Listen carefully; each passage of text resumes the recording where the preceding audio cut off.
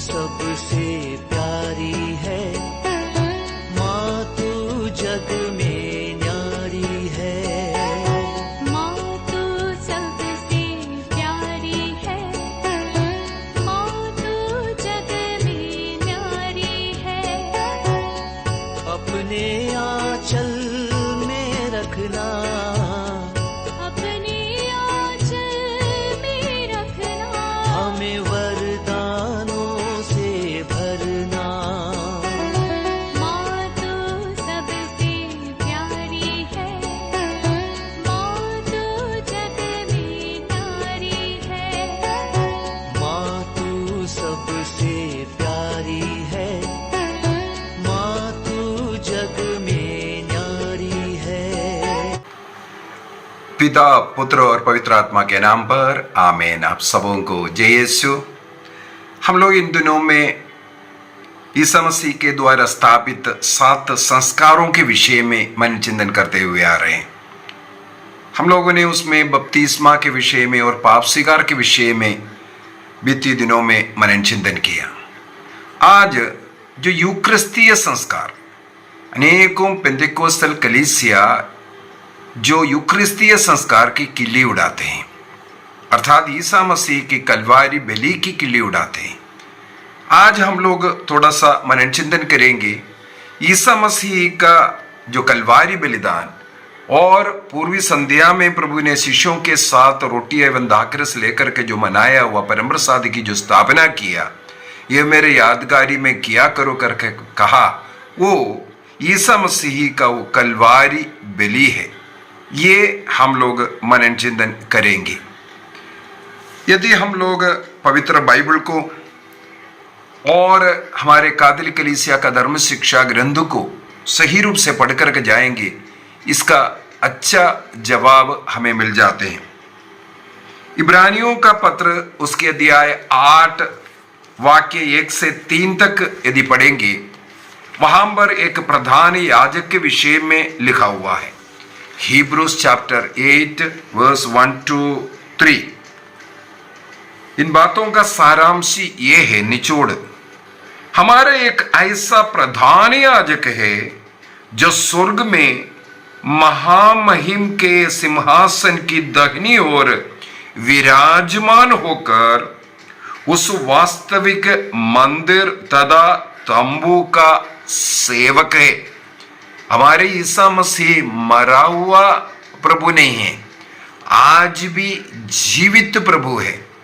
प्रकाशना ग्रंथ अध्याय 5 के अंदर जो दर्शन योहन को मिला, वो बलि अर्पित किया हुआ उस मेमने का बलि, जो उस मेमने का दर्शन वहां पर मिला, अर्थात शरीर में वो घावों के साथ खड़े हुए उस मेमने का दर्शन, ईसा मसीह का दर्शन योहन को मिला।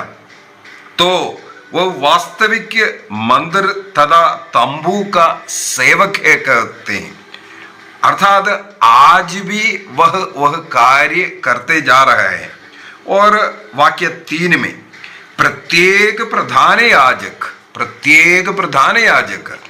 भेंट और बलि चढ़ाने के लिए नियुक्त है। हमारा प्रधान याजक प्रभु ईसा मसीह है।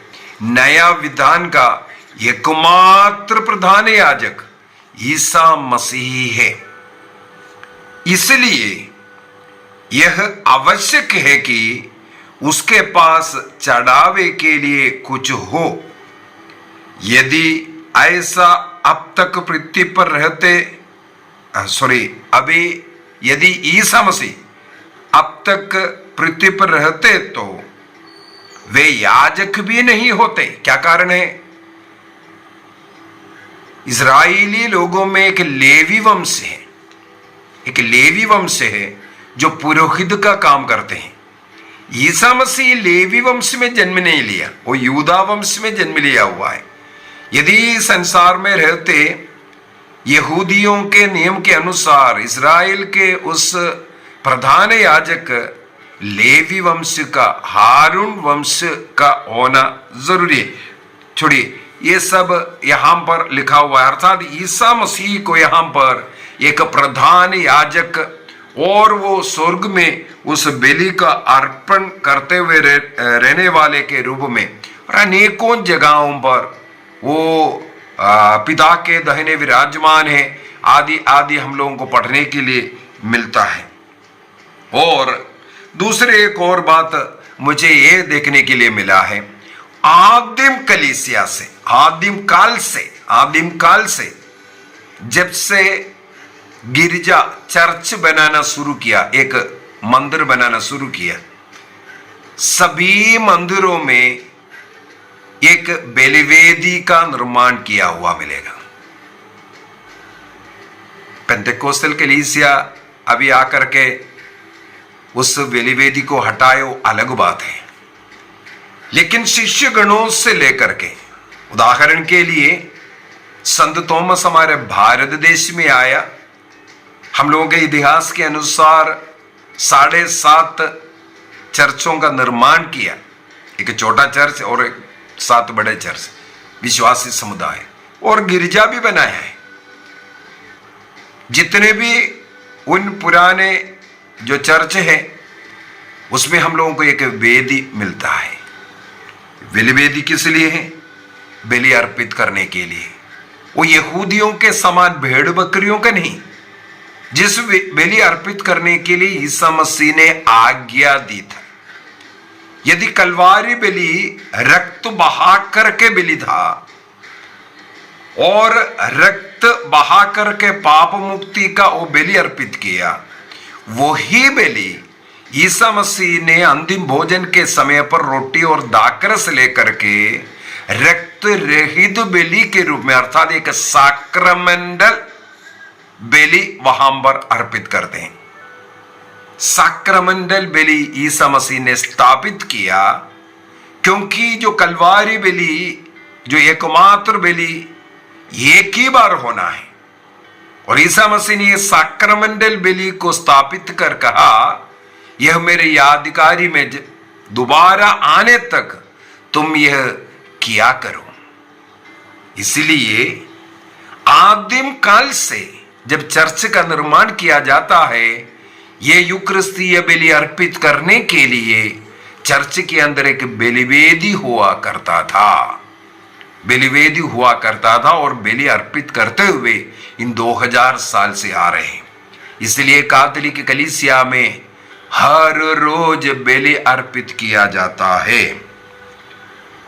ईसा मसीह के आज्ञा के अनुसार ईसा मसीह ने, यदि हम लोग लूकस का सुसमाचार उसके अध्याय 22, लूकस का सुसमाचार 22, लूक चैप्टर 22 को हम पढ़ेंगे वाक्य 19 से।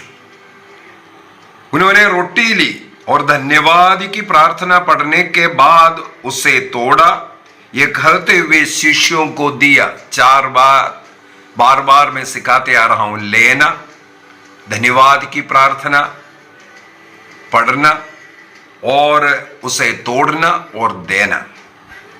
इसके बाद शिष्यों को देते हुए यह कहा, यह मेरा शरीर है। ईसा मसीह ने रोटी देकर के नहीं कहा मेरा शरीर का प्रतीक है। जब तुम ये खाएगा तुम्हें जो कलवारी बलि याद आना चाहिए, इसलिए एक प्रतीक के रूप में दे रहा हूं। ईसा मसीह ने ये नहीं कहा। जैसे एक पेंटेकोस्टल बहन सिखा रहा था, जो दाखरस है लाल है, वो रक्त का कलर है। जब कभी ये दाखरस पीते हैं तुम्हें ईसा मसीह का रक्त कलवारी बलि को याद आना चाहिए था, इसलिए ऐसा। ये लोग तो कुछ भी सिखा सकते हैं। इसका मतलब दारू पीते हुए ईसा मसीह का बलि को याद करते रहो। वाह, कितना अच्छा उदाहरण उस बहन सिखा रहे हैं। तो यहां पर ईसा मसीह ने कहा, यह मेरा शरीर है जो तुम्हारे लिए दिया जा रहा है। अब यहां एक और बात मैं समझाना चाहूंगा। ईसा मसीह ईश्वर है, उनके लिए ना कुछ भविष्य है ना कुछ पास्ट है, उनके लिए केवल भूतकाल प्रेजेंट है। सब कुछ प्रेजेंट में चल रहा है। ईसा मसीह ने ये यूकरिस्तीय बलि जो अर्पित करना और जो कलवारी बलि अर्पित करना और आज जो स्वर्ग में वह रह करके प्रत्येक पुरोहित के साथ प्रतिदिन बलि अर्पित करना, ये सब प्रसन्न में चल रहा है। हमें समझने के लिए, मानव बुद्धि में इस चीज को लाने के लिए हमें कल का दिन, बरसों का दिन, 2000 साल के पहले का दिन, ये सब बोलना पड़ता है, अन्यथा हमारे छोटा सा दिमाग के अंदर ये नहीं घुसता है। लेकिन ईश्वर के लिए वो उस दिन भी, आज भी, आने वाला हजारों वर्ष प्रसन्न ही है। वो प्रसन्न में रहता है, ईश्वर प्रसन्न में रहता है। इसका मतलब ईसा मसीह ने उस पूर्वी संध्या में जो कार्य किया वो कलवारी बलि के साथ ही किया है। कलवारी बलि और ये यूकरिस्तीय बलि इसलिए भी एक है, ये भी हमें समझने की जरूरत है। इसके बाद प्रभु ने क्या कहा, यह मेरी स्मृति में किया करो। एक क्लास मैं इसके ऊपर भी लेने वाला हूं, ये स्मृति में किया करो, इसका क्या अर्थ है, इसलिए आज उसमें ज्यादा नहीं जा रहे। इसके बाद उन्होंने भोजन के बाद प्याला लेकर के कहा, यह प्याला मेरे रक्त का नूतन विधान है। यह मेरा रक्त का नूतन विधान है। नूतन विधान रक्त का है तो इसका मतलब पुराने विधान में भी एक विधान जोड़ा होगा रक्त के साथ। उसको पढ़ने के लिए हम लोगों को निर्गमन ग्रंथ अध्याय 24 को पढ़ना पड़ेगा।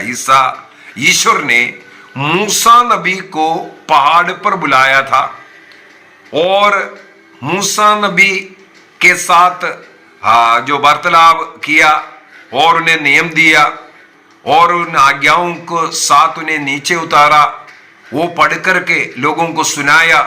इसके बाद एक बलि अर्पित करते हैं। उस बलि का रक्त मूसा नबी ने लेकर सबों पर छिड़का। इसके बाद कहा, ये विधान का रक्त है। इसका मतलब पुराने विधान के अनुसार ईश्वर ने जो नियम दिया है उसका पालन करेंगे करके जनता, इस्राएली लोग जब बताया, ईश्वर जो कुछ कहेंगे हम उसको मानेंगे, उस वचन के अनुसार चलेंगे, तब वो रक्त उनके ऊपर छिड़काया गया। इस प्रकार ईश्वर के साथ पुराना विधान का वो रक्त छिड़काया गया। अभी ईसा मसीह यहां कहते हैं, यह प्याला मेरे रक्त का नूतन विधान है। ईसा मसीह इस बलि अर्पित करते हुए हमारे साथ एक नया विधान जोड़ा, ईसा मसीह का रक्त का विधान। इसके द्वारा पुराना विधान में जो मूसा नबी के द्वारा जो विधान जोड़ा वो कैंसल हो चुका है। ईसा मसीह का रक्त का विधान आज जोड़ा गया है और कहते हैं यह जो तुम्हारे लिए बहाया जा रहा है। मैंने एक क्लास इसके पूर्व में लिया था। किसी पेंटेकोस्टल भाई ने इसका ऊपर बहुत टिप्पणियां भी लिखना शुरू किया था। पढ़ने के लिए आपको मिलेगा, उसके अंदर है ईसा मसीह ने क्यों रक्त पीने के लिए दिया। एक क्लास मैंने हाल ही में ही लिया हुआ है। ये हम लोग देखते हैं ईसा मसीह नया विधान का, ये नूतन विधान का रक्त दे करके, इसका मतलब है पुराने विधान के अनुसार। मैंने लेवी ग्रंथ अध्याय 17 का वाक्य 10 और 14 का वचनों को बोलते हुए बोला था रक्त पीना मना है। उसी प्रकार हमें उत्पत्ति ग्रंथ में भी मिलेगा। सबसे पहला उत्पत्ति ग्रंथ अध्याय 8 के अंदर नूह के साथ जो विधान जोड़ रहा है, उससे पहले हमें मालूम है उत्पत्ति ग्रंथ अध्याय 1 के अंदर ईश्वर ने सब पेड़ पौधों का, सब जानवरों का सब सृष्टि किया। इसके बाद मनुष्य की सृष्टि किया और वहां पर हम लोग देखते हैं मनुष्य को भोजन के रूप में ईश्वर ने पौधों को दिया था, फलों को दिया था। वहां पर मांस खाने के लिए नहीं कहा था। उत्पत्ति ग्रंथ अध्याय 1 और 2 के अनुसार यदि हम पढ़ेंगे, वहां पर केवल मनुष्य वेजिटेरियन था, मांस खाने के लिए वहां अनुमति नहीं था। यदि हम लोग अध्याय 8 में आएंगे नूह के समय पर, वहां पर ईश्वर मांस खाने का अनुमति दे रहा है। अनुमति देते हुए एक शर्त रखा, रक्त के साथ नहीं खाना चाहिए। इसका मतलब केवल लेवी ग्रंथ का नहीं, उत्पत्ति ग्रंथ में ही रक्त के साथ भोजन मांस खाना मना था। अभी नया विधान के अंदर ईसा मसीह ने, यदि हम लोग योहन का सुसमाचार उसके अध्याय 6 को साफ साफ लिखा हुआ वही भाग को पढ़ना चाहे, जॉन चैप्टर 6, वहां पर वाक्य 53-54 हम लोग पढ़ेंगे। वहां पर लिखा है, मैं तुम लोगों से कहता हूं, यदि तुम मानव पुत्र का मांस नहीं खाओगे और उसका रक्त नहीं पियोगे तो तुम्हें जीवन नहीं होगा। हमारे जो अनंत जीवन मिलने के लिए और एक आत्मिक जीवन मिलने के लिए ईसा मसीह ने ये जो रोटी और दाकर से लेकर के शरीर रक्त में बदलकर हमारा भोजन बनाया, उस ईसा मसीह का शरीर और रक्त को ग्रहण करना यहां से नया नियम बना ताकि हमें जीवन प्राप्त हो। इसके द्वारा हम पाप मुक्ति प्राप्त करते हैं। इसके द्वारा ईसा मसीह के कलवारी बलि पर हम अपना विश्वास को प्रकट करते हैं, क्योंकि मिस्सा बलिदान में यही कलवारी बलि को हम लोग करते हैं। हम लोग यदि देखेगा, जो कालवरी में जो बलि है वो एकमात्र बलि है, लेकिन ये रोटी दाकरस का जो यूकरिस्तीय बलि, जो साक्रमेंटल बलि स्थापित किया है, उसी को हम लोग बार बार प्रतिदिन करते हैं और ईसा मसीह का शरीर और रक्त को ग्रहण करते हैं। वाक्य 54 में भी थोड़ा बोलना जरूरी है। जो मेरा मांस खाता और मेरा रक्त पीता है उसे अनंत जीवन प्राप्त है और मैं उसे अंतिम दिन पुनर्जीवित करूंगा। इसका मतलब यूकरिस्तीय बलिदान में भाग लेकर प्रभु ईसा मसीह का शरीर और रक्त को हमें योग्य रीति से ग्रहण करना जरूरी है, क्योंकि मेरा शरीर मांस सच्चा भोजन है और मेरा रक्त सच्चा पेय है। इसके बाद कहते हैं, जो मेरा मांस खाता और मेरा रक्त पीता है, यह नहीं बोला है रोटी खाना और दाकरस पीना और वो कलवारी बलि का प्रतीक है, ऐसा बोल करके नहीं।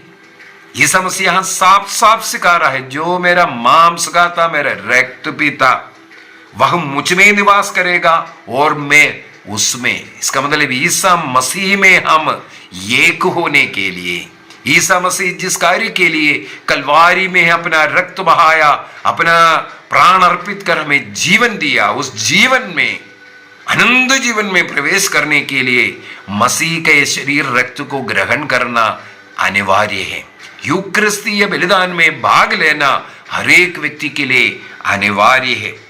उसके बाद वाक्य 57 उससे भी बढ़ करके, जो मुझे खाता है उससे मुझसे जीवन मिलेगा। इसका मतलब ईसा मसीह को खाना पड़ेगा। तब लोग बोलने लगे, इन्हें ये तो बहुत बड़ा कठोर शिक्षा है। कई शिष्य लोग ईसा मसीह को छोड़ करके चले जाता है। जॉन चैप्टर 666 ईसा मसीह का शरीर रक्त खाएंगे नहीं बोल करके जो सत्य कलीसिया से जाने वाला एंटी क्राइस्ट क्रिस्त विरोधी लोग 666 हम लोगों को मिल रहा है। John chapter 6:66। इसके बाद बहुत से लोग अलग हो गए और ईसा मसीह का साथ छोड़ दिया। ईसा मसीह ने जिस कलीसिया को स्थापित किया, जिस कलीसिया में यूकरिस्तीय बलिदान होता है, उस बलिदान को ग्रहण ना करते हुए ईसा मसीह को और उस कलीसिया को छोड़ करके जाने वाला 666 उनको वापस नहीं बुलाया। बेटा तुम इधर आ जाओ, तुम समझा नहीं, मैंने ये प्रतीक के रूप में दिया है, केवल तुम रोटी खाना, तुम केवल दाकरस पीते रहना। ये ईसा मसीह ने नहीं कहा। जो व्यक्ति जाना चाहते जाओ, यदि तुम मेरा शरीर नहीं खाएगा, मेरा रक्त नहीं पिएगा, मेरे साथ कोई संबंध नहीं है, यही बोल करके इसे स्थापित किया था। कैथोलिक कलीसिया का धर्म शिक्षा ग्रंथ 1137 में इसके विषय में साफ साफ हमें समझाते हैं। कलवारी बलि और यूकरिस्तीय बलि वो एक ही है। ईसा मसीह की आज्ञा के अनुसार हर एक मिस्सा में पुरोहित ईसा मसीह के उस कलवारी बलि को अर्पित करता है, पिता को धन्यवाद देते हुए वो कलवारी बलि को अर्पित करता है करके लिखा है। और साथ ही साथ जैसे इब्रानी अध्याय 8:3 में हम लोगों ने मनन चिंतन किया था, पिता के दाहिने विराजमान ईसा मसीह उस बलि को अर्पित कर रहा है, क्योंकि ईश्वर के लिए प्रसन्न है। उस बलि को ईसा मसीह स्वयं अर्पित करता है। और कैथोलिक कलीसिया का धर्म शिक्षा ग्रंथ 1362 से लेकर के 68 तक 1362 से 68 तक हर एक मिस्सा बलिदान में, प्रत्येक मिस्सा बलिदान में वो कलवारी बलि साक्रमेंटल रीति से अर्पित करता है। जो प्रीस्टली जो मिनिस्ट्री जो प्रीस्ट खड़ा है, ईसा मसीह स्वयं उन पुरोहितों के द्वारा ये बलि अर्पित करता है, ये हमें सिखाते हैं। और उसी प्रकार कैथोलिक कलीसिया का धर्म शिक्षा ग्रंथ 519 और इब्रानियों का पत्र अध्याय 7 वाक्य 24 से आगे अगर हम पढ़ेंगे, 24-25 को पढ़िए, वहां पर लिखा हुआ है ईसा मसीह आज भी जीवित है, वो महापुरोहित आज भी जीवित है। और उसके पास जो कोई इस प्रकार मिस्सा बलिदान अर्पित करते हुए उनका शरीर रक्त ग्रहण करते हुए उस प्रार्थना में मसीह के साथ जुड़ता है, मसीह उन सबों को बचाता है, उन्हें मुक्ति मिलता है करके लिखा है। जिस प्रकार उत्पत्ति ग्रंथ 14 के अंदर 14 मलकीसदेक रोटी और दाखरस लेके आए, इसलिए इब्रानियों के पत्र में बार बार बता रहा है ईसा मसीह लेवियों के उस पुरोहिताई में नहीं है, लेकिन मलकीसदेक के जो प्रथा के अनुसार, रीति के अनुसार रोटी और दाखरस अर्पित करने वाला वो बार बार ताकि वो अर्पित कर सके। कैथोलिक कलीसिया का धर्म शिक्षा ग्रंथ 692 और इब्रानियों का पत्र अध्याय 10 वाक्य 25 में हम लोग पढ़ सकते हैं महापुरोहित इसलिए वो बलि अर्पित कर रहा है। ईसा मसीह स्वयं अपना जो रक्त का जो विधान मिला करके हमें दे रहा है। जैसे प्रकाशना ग्रंथ रेवलेशन चैप्टर 5 वर्स 6 में हम लोग देखते हैं वो जो बलि अर्पित किया हुआ मेमने का दर्शन के विषय में वहां पर योहन ने लिखा है, वही यहां पर हो रहा है। कैथोलिक कलीसिया का धर्म शिक्षा ग्रंथ 1367 बार बार लिखा हुआ शब्द अनेकों जगहों पर सिखाते हैं मिस्सा बलिदान, यूकरिस्तीय संस्कार और ईसा मसीह का कलवारी बलि दोनों एक ही बलि है। एक साक्रमेंटल रीति से ईसा मसीह ने जो स्थापित किया उसी को हम लोग अनुष्ठान करते हैं, लेकिन ईसा मसीह उसमें उपस्थित रहता है। और कलवारी बलि, ईसा मसीह का जो कलवारी बलि है वो हमेशा के लिए एक ही बलि है, बार बार कलवारी बलि नहीं हो सकता। इसी वजह से ये साक्रमेंटल रीति से ये बलि अर्पित किया जाता है और ईसा मसीह उस बलि में स्वयं उपस्थित रह करके अपना शरीर और रक्त को हमें प्रदान करता है। अर्थात मसीही वो पुरोहित एवं जो व्यक्ति जो बलि अर्पित कर रहा है वो दोनों एक ही है। दूसरी बात है जो पुराना विधान के अंदर जो बलियां हैं, हमें मालूम है कई प्रकार का बलि, 5 बलि के विषय में मैंने क्लास कई बार ले चुका है। तो वो नया बलि का एक प्रतीक था, शाडो था। नया विधान का वो बलि जो ईसा मसीह का जो कलवारी बलि है, मैंने क्लास के अंदर उसको प्रूफ करके एक एक बलि को मैंने प्रूफ किया ईसा मसीह के बलि में कहां आता है करके। आप लोग यूट्यूब में जो प्लेलिस्ट है उसके अंदर देखना, यूक्रिस्तीय जो यूक्रिस्ट के विषय में मिस्सा बलिदान के विषय में एक लिस्ट में है, उसके अंदर आपको ये एक एक बलि कहाँ ईसा मसीह के कलवारी बलि में पूरा होता है, और कलवारी बलि के द्वारा मनुष्य को पाप क्षमा मिला है। उसी प्रकार आज यूक्रिस्तीय बलि में भाग लेकर ईसा मसीह का शरीर रक्त को ग्रहण कर उस बलि में जैसे माता मरियम योहन सब लोग कलवारी में उपस्थित रह करके उस बलि में सम्मिलित हुए थे, उसी प्रकार आज मिस्सा बलिदान में हम भाग लेकर उसी कलवारी बलि में भाग ले रहा है। और संतगण स्वर्गदूतगण सब लोग प्रत्येक मिस्सा बलिदान में उपस्थित रहता है। जैसे माता मरियम, संत योहन और अन्य अनेकों लोग वहां पर उपस्थित था, उस बलि में सम्मिलित था, उसी प्रकार आज भी यूक्रिस्तीय बलि में सब लोग सम्मिलित होते हैं। ट्रेंड महाकाउंसिल में भी यही हमें सिखाया, काल्वरी बलि जो रक्त बलि है और यूक्रिस्त जो बलि है वो रक्त रहित बलि, ईसा मसीह, ये दोनों एक ही बलि है। इस बलि में भाग लेकर के हम आशीष कृपा प्राप्त कर सकता है।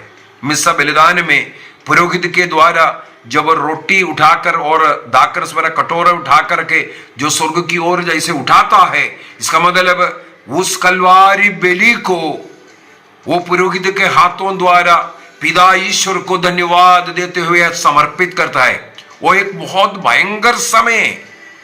मैं आप लोगों से अनुरोध करूंगा, जब इस प्रकार पुरोहित जब ये रोटी और दाकरस है ना, आशीष किया हुआ जो शरीर रक्त को पिता ईश्वर को जब उस अर्पित करता है, उस कलवारी बलि को अर्पित करता है, वो एक महान समय है। एक घटना मैं इससे पूर्व में भी शायद एक क्लास में बताया था। केरल में एक घटना हुआ, एक पुरोहित जो नया नया बन रहा था, उनका ऑर्डिनेशन का जब समय आया, एकदम नजदीक कुछ ही दिन था, उस समय पर सब तैयारी हो चुका था। उनकी माँ को एकदम हेडेक होकर के वो बेहोश होकर के गिर गए, हॉस्पिटल ले गिर के गए।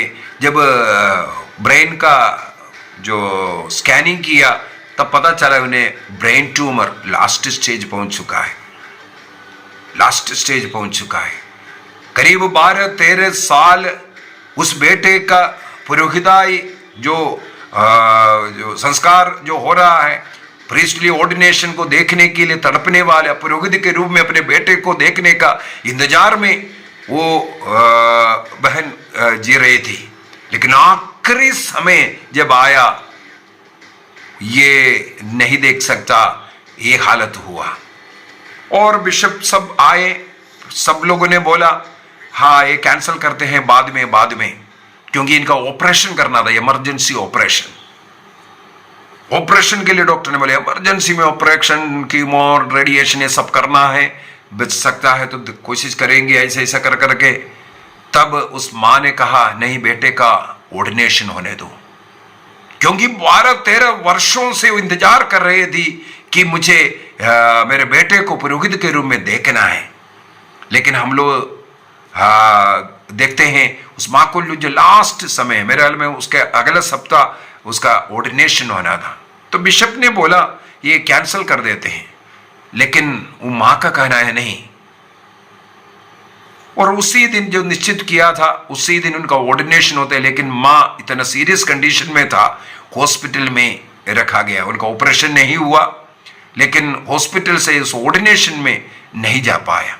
और अगले दिन इनके पल्ली में इस फादर का पहला मिस्सा बलिदान। उस मिस्सा बलिदान में इस माँ को इस स्थिति में लेकर के गए, बिठाया आगे, सबसे आगे बिठाया। माँ पूरे समय पर एक कुर्सी में हाथ जोड़ करके उस मिस्सा बलिदान में भाग ले रहा था। अपने पुत्र के द्वारा, एक पुरोहित बन करके पुत्र के द्वारा बलि अर्पित कर रहा है। बलि अर्पित वो जो समय आया जब पुरोहित ये जो रोटी और दाकरस, ये जो प्रभु यीशु मसीह का शरीर और रक्त को ऊपर उठा करके पिता को अर्पित करने वाला उस समय पर ये माँ अपने पुत्र के हाथ में उस रोटी और दाकरस के कटोरा दे करके वो सब लोग सुनते हैं, हजारों लोगों का भीड़ है। उनके बीच में मां चिल्ला करके कहा, मेरे बेटे के हाथ में बैठने वाले यीशु मुझे चंगा कर दे। ये सुन करके वो बेटा भी रोया। वहां पर जितने भी लोग थे सब फुट फुट कर रोने लगे। और बेटे के हाथों से मां ने पहला बार ये जो परम प्रसाद को, प्रभु का शरीर रक्त को ग्रहण किया। इसके बाद इन्हें हॉस्पिटल लेकर के गया। वहां जाकर के ऑपरेशन की तैयारी, फिर से स्कैनिंग किया गया। डॉक्टर्स स्टन हो गया, अचंभ में हो गया। वो लोग पहले वाला स्कैन रिपोर्ट आपस में देख रहा है। देखने में ये मिला है इस मां को कोई ऑपरेशन की जरूरत नहीं। उनका जो ब्रेन ट्यूमर है वो पूर्ण रूप से उन्हें उससे मुक्ति मिल गया, चंगाई मिल गया। ईसा मसीह जीवित प्रभु उस रोटी में है। उस मां ने उसका अनुभव करके हुए ये कहा, मेरे बेटे के हाथ में बैठने वाले यीशु मुझे चंगा कर दे। एक बार विश्वास के साथ उस रोटी को दे करके कहा, मां का ब्रेन ट्यूमर पूर्ण रूप से स्वस्थ हो गया, ठीक हो गया। उनको ऑपरेशन की जरूरत ही नहीं पड़ी। आज केरल में एक गवाह है। तो हमें विश्वास करना है यूक्रिस्तीय बलि पूर्ण रूप से वो कलवारी बलि है।